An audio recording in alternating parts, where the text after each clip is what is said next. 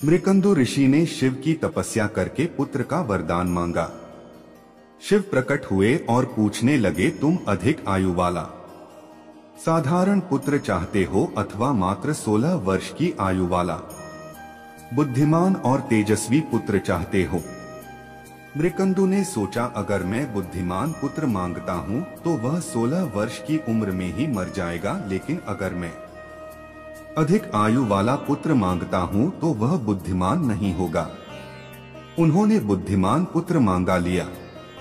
कुछ ही दिनों में उनकी पत्नी ने एक पुत्र को जन्म दिया, जिसका नाम उन्होंने मार्कंडेय रखा। वह बहुत सुंदर, बुद्धिमान, दयालु और सभी गुणों से परिपूर्ण था। जब मार्कंडेय 16 वर्ष का होने वाला था तो उसके माता पिता ने उसे उसकी मृत्यु की बात बता दी। मार्कंडेय कहने लगा, मैं नहीं मरूंगा, मैं शिव की पूजा करूंगा। उसने हर दिन शिव की पूजा करनी शुरू कर दी। उसके 16वें जन्मदिन पर यमराज से लेने आ पहुंचे। मार्कंडेय ने उनसे कहा, मुझे अपनी पूजा समाप्त कर लेने दो। यम नाराज हो गए और उन्होंने उसके ऊपर यम पाश फेंका। शिव प्रकट हो गए और उन्होंने यम को यमलोक लौट जाने का आदेश दे दिया और बोले, वापस पृथ्वी पर मत आना। यम चले गए। उसके बाद से पृथ्वी पर किसी की मृत्यु नहीं हुई। पृथ्वी पर आबादी बहुत बढ़ गई। देवी पृथ्वी शिव के पास गई और कहने लगी, मैं इतना भार नहीं उठा सकती, कृपया यमराज को पृथ्वी पर भेजिए। जब शिव ने इनकार किया तो वह सहायता के लिए पार्वती के पास पहुंची। पार्वती ने भी शिव से अनुरोध किया तो शिव बोले, यमराज ने मेरे भक्तों का अपमान किया था। पार्वती ने कहा, किंतु आपने ही तो कहा था कि मार्कंडेय 16 वर्ष से अधिक नहीं जिएगा, इसीलिए यमराज उसे लेने गए थे। शिव निरुत्तर हो गए। इस पर पार्वती बोली, शायद आपका आशय होगा कि मार्कंडेय सदैव 16 बरस का रहेगा। इसी बात को यमराज समझ नहीं पाए होंगे। शिव तुरंत प्रसन्न होकर बोले, बिल्कुल यही बात थी। उन्होंने तुरंत यमराज को पृथ्वी पर जाने की अनुमति दे दी और मार्कंडेय सदैव 16 वर्ष का ही रहा।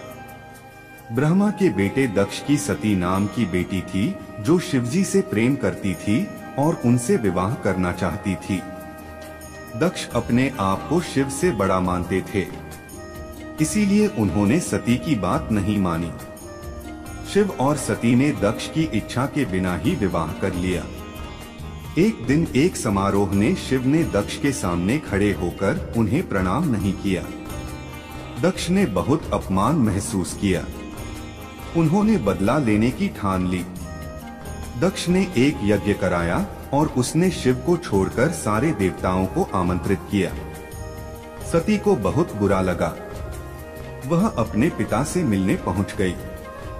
दक्ष ने सबके सामने शिव का अपमान किया। सती यह नहीं सह पाई और उसने यज्ञ की आहुति में कूदकर अपनी जान दे दी। क्रोधित होकर शिव ने समूचे ब्रह्मांड को नष्ट करने के लिए विनाशकारी नृत्य तांडव शुरू कर दिया। ब्रह्मा ने प्रकट होकर शिव से क्षमा मांगी। शिव मान तो गए, लेकिन उन्होंने दक्ष को शाप दे दिया कि उनका सिर हमेशा बकरी का रहेगा। बाद में सती ने पार्वती के रूप में फिर से जन्म लिया। राजा दक्ष प्रजापति ने अपनी 27 बेटियों का विवाह चंद्रमा के साथ कर दिया था। विवाह के समय उन्होंने चंद्रमा के सामने शर्त रखी थी कि वह अपनी सभी 27 पत्नियों के साथ समान व्यवहार करेगा।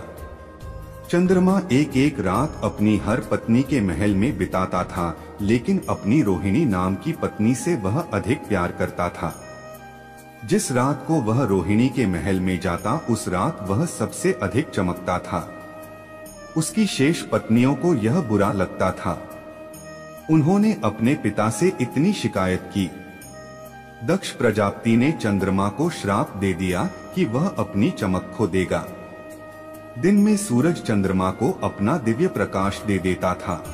दक्ष के श्राप के कारण देवता अपनी शक्ति का स्रोत हो बैठे।